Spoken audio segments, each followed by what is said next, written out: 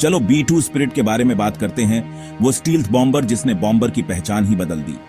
बड़े शोर मचाने वाले बॉम्बर्स के उलट B2 को इनविजिबल होने के लिए बनाया गया है, किसी को दिखे नहीं, किसी को सुनाई न दे। ये एक टेक्नोलॉजिकल गोस्ट है जो बिना रिफ्यूलिंग के 6000 नॉटिकल माइल से ज्यादा उड़ सकता है और एक झटके में टॉप अप करके ये धरती पर कहीं भी जा सकता है। अंदर ये 40,000 पाउंड तक हथियार ले जा सकता है, लगभग 10 फैमिली कार्स के बराबर, एकदम सटीक तरीके से डिलीवर करता है। लेकिन इसका असली जादू स्टेल्थ है। इसकी हर इंच, हर एंगल, हर मटेरियल को दुनिया के सबसे एडवांस्ड एयर डिफेंसेस से बचकर निकलने के लिए बनाया गया है।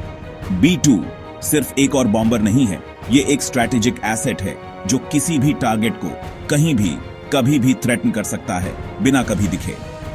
ये इंजीनियरिंग का एक मास्टरपीस है जहां इनविजिबल होना तेज होने से ज्यादा वैल्यूएबल है। ये प्लेन थ्रेट से आगे नहीं निकलता, ये पक्का करता है कि थ्रेट्स को कभी पता ही न चले कि ये वहां है।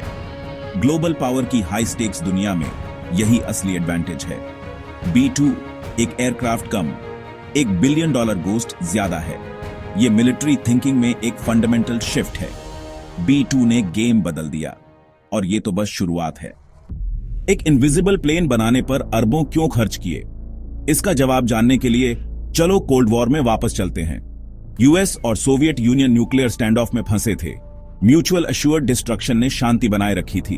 अमेरिका B-52 जैसे बॉम्बर्स पर निर्भर था ताकि वो जवाबी हमला कर सके, लेकिन सोवियत रेडर और मिसाइल्स ने इन बॉम्बर्स को आसान टारगेट बना दिया था।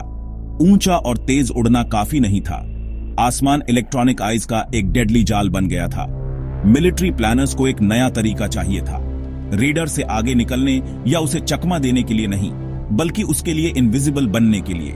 उस रेडिकल आइडिया ने B2 प्रोजेक्ट को जन्म दिया, एक ऐसा बॉम्बर जो दुनिया के सबसे डिफेंडेड एयर स्पेस में अनडिटेक्टेड घुस सके।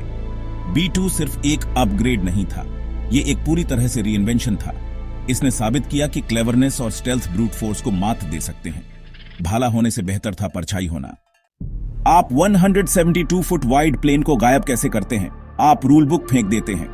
B2 एक फ्लाइंग विंग है, कोई टेल नहीं, कोई ट्रेडिशनल फ्यूजलाज नहीं, बस एक स्मूथ बूमरैंग शेप्ड विंग। तेज एंगल्स और बाहर निकले हुए हिस्सों वाले नॉर्मल प्लेन्स के उलट B2 के कर्व्स रेडर वेव्स को दूर बिखेरते हैं, वापस नहीं। इसके सीधे लीडिंग एजेस और सॉटूथ ट्रेलिंग एज को स्टेल्थ के लिए सावधानी से डिजाइन किया गया है। नतीजा, एक रेडर क्रॉस सेक्शन जो बम्बलबी जितना छोटा बताया जाता है, लेकिन फ्लाइंग विंग्स नेचुरली अनस्टेबल होते हैं। बिना टेल के वे टंबल करना चाहते हैं। शुरुआती फ्लाइंग विंग्स उड़ने में नाइटमेयर्स थे, लेकिन B2 का सीक्रेट इसके कंप्यूटर्स हैं। एक fly by wire system her second हजारों एडजस्टमेंट्स करता है, जिससे प्लेन स्टेबल और स्मूथ रहता है। पायलट कंप्यूटर्स को बताता है कि कहां जाना है, कंप्यूटर्स बाकी काम करते हैं।